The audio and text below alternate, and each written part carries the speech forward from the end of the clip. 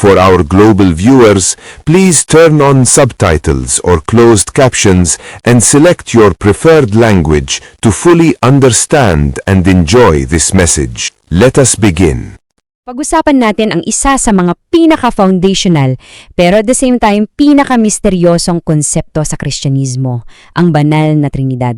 Tara, silipin natin kung ano nga ba ito. Paano nga ba nangyari to? 1 plus 1 plus 1 equals 1. Parang mali yung math, di ba? Sa unang tingin, parang imposible, parang walang logic. Pero yan mismo ang nasa pinakapuso ng konsepto ng Trinidad. So halika, subukan nating intindihin.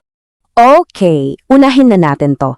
Let's be honest, kahit mga teologo aaminin nila na sobrang hirap intindihin nito. Pero kahit gaano pa to kakomplikado, ito yung pinaka-core belief ng bilyon-bilyong Kristiyano sa buong mundo. So, importante talaga.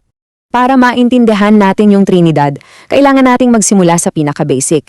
Ang Kristyanismo, tulad ng Hudaismo, ay isang pananampalatayang monotheistic. Ibig sabihin, iisa lang ang Diyos, period. Mismong si Jesus, pinanindigan niya yan.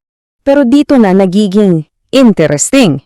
Kasi kung iisa lang ang Diyos, paano nangyari na may tatlong persona, yung Ama, yung Anak, at yung Banal na Espiritu, na lahat sila tinatawag na Diyos? Dito na medyo nakakalito, no? So paano to sinasagot ng mga teologo?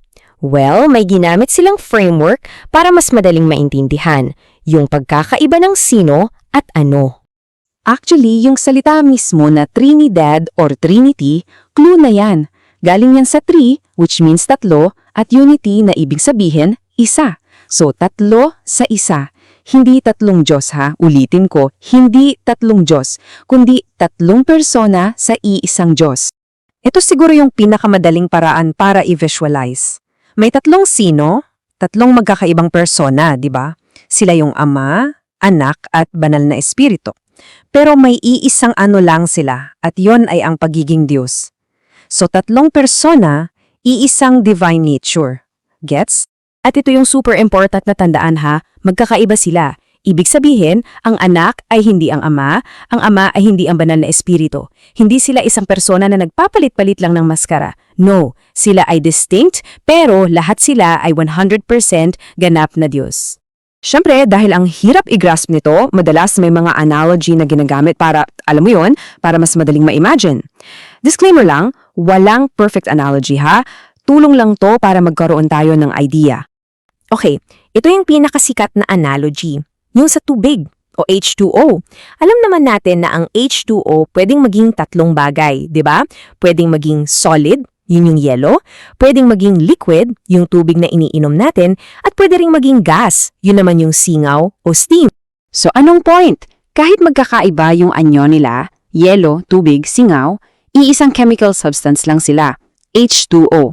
Ganyan daw, parang ganyan yung Trinidad. Tatlong magkakaibang persona, pero iisang banal na esensya. Okay, so nakakatulong yung mga analogies. Pero baka isipin nyo, teka, nasaan ba yan sa Biblia?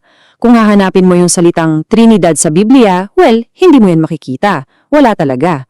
Pero yung konsepto, yung idea, binuo yan mula sa iba't ibang mga talata na parang nagtuturo lahat sa iisang direksyon.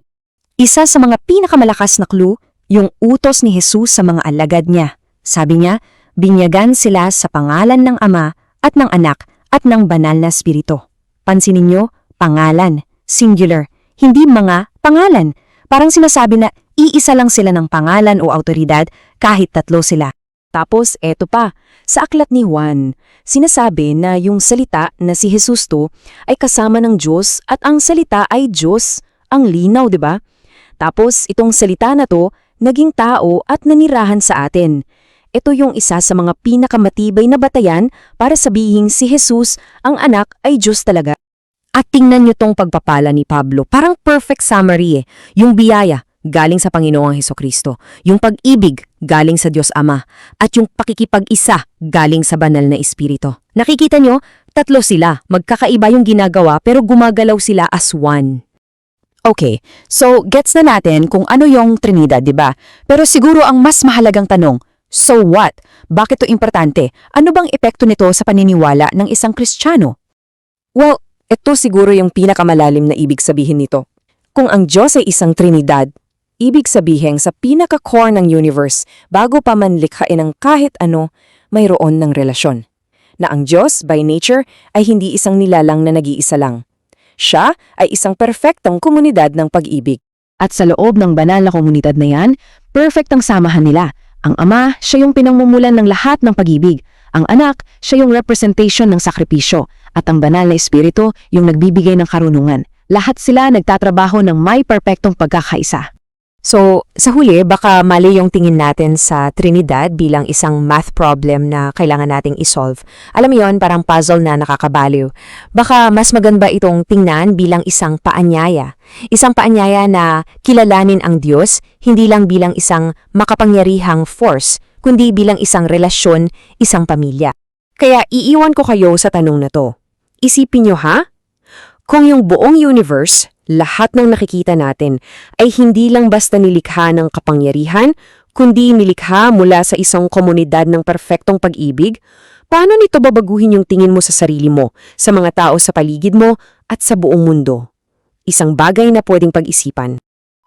Please like, share, hit the notification bell, and subscribe to support this ministry. Let us all remember, no matter what others say, the truth is, Jesus Christ is our Lord, our God, and our one and only Savior.